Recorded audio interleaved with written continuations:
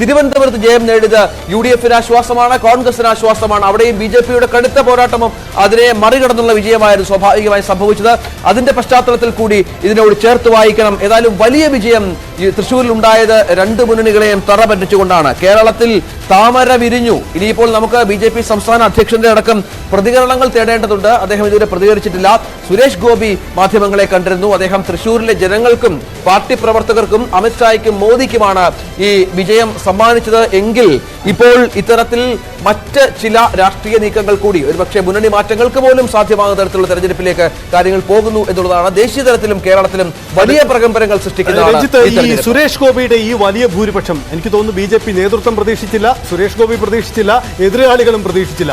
ഇങ്ങനെ ഒരു വലിയ വിജയം ഉണ്ടാകുമ്പോൾ അത് BJP-യുടെ രാഷ്ട്രീയ വിജയമായി തീർച്ചയായും അവകാശപ്പെടും. പക്ഷേ അതിനുമപ്പുറം സുരേഷ് ഗോപി എന്ന വ്യക്തിക്ക് രാഷ്ട്രീയത്തിന് അതീതമായി ലഭിച്ച ഒരു സ്വീകാര്യതയായി അങ്ങനെ കൂടി വിലയിരുത്തപ്പെടേണ്ടി വരും. തീർച്ചയായും സുരേഷ് ഗോപിയെ തൃശ്ശൂരിൽ അവതരിപ്പിക്കുമ്പോൾ തന്നെ അത് ഒരു BJP-കാരനായി അല്ലായിരുന്നു അവതരിപ്പിക്കുന്നത്. കേന്ദ്ര നേതൃത്വം നേരിട്ടിടപെട്ട് അവിടെ ഒരു വ്യക്തിത്വമായി അദ്ദേഹത്തെ അവതരിപ്പിക്കുകയാണ്. അന്ന് മുതൽ 5 വർഷമായി സുരേഷ് ഗോപി അവിടെ നടത്തുന്ന പ്രചരണ പ്രവർത്തനങ്ങൾ, തൃശ്ശൂരിലെ ജനങ്ങളുമായി ചേർന്ന് നിന്നുള്ള സംവിധാനങ്ങൾ, ശക്തൻ മാർക്കറ്റിലൊക്കെ അദ്ദേഹം നടത്തിയ വികസന പ്രവർത്തനങ്ങൾ, രാജ്യസഭാ MP ആയിരുന്നപ്പോൾ ഏറ്റവും കൂടുതൽ പണം ചെലവഴിച്ച ഒരു സ്ഥലമായി തൃശ്ശൂരിനെ അദ്ദേഹം മാറ്റുന്നു.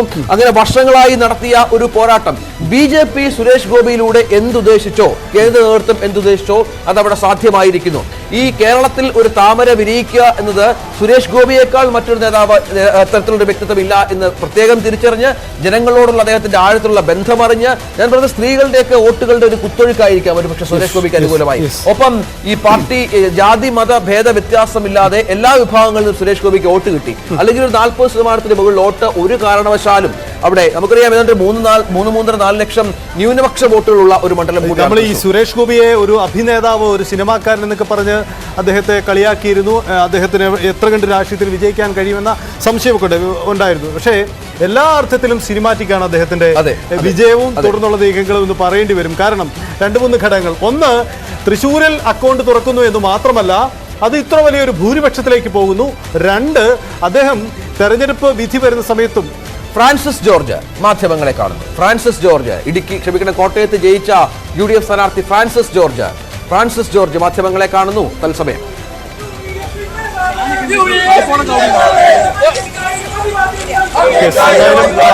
UDF-ന്റെ നേതാക്കളുടെ പ്രതികരണങ്ങളാണ് വരുന്നത്. കോട്ടയത്ത് നിന്ന് വരുന്നത് PJ ജോസഫും അദ്ദേഹത്തോടൊപ്പമുള്ള നേതാക്കളുടെ പ്രതികരണമാണ്.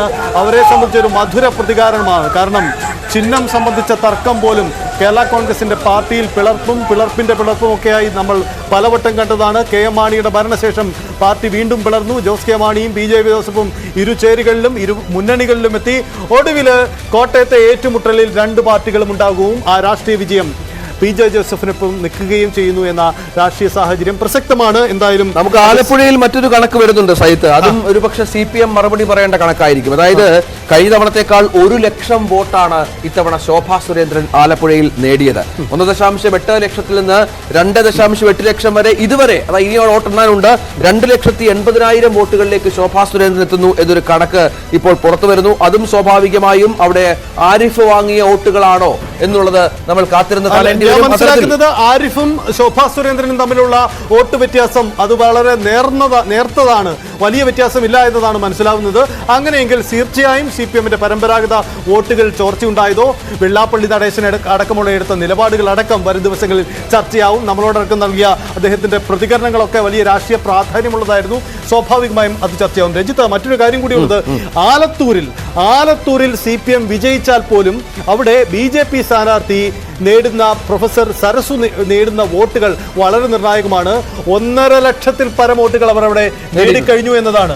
ഒരിക്കലും BJP-ക്ക് പ്രതീക്ഷിക്കാൻ കഴിയാത്ത ഒരു മണ്ഡലം, സ്വാധീനമില്ലാത്ത ഒരിടമാണ്. കഴിഞ്ഞ തവണ BDJs മത്സരിച്ച ഇടമാണ്.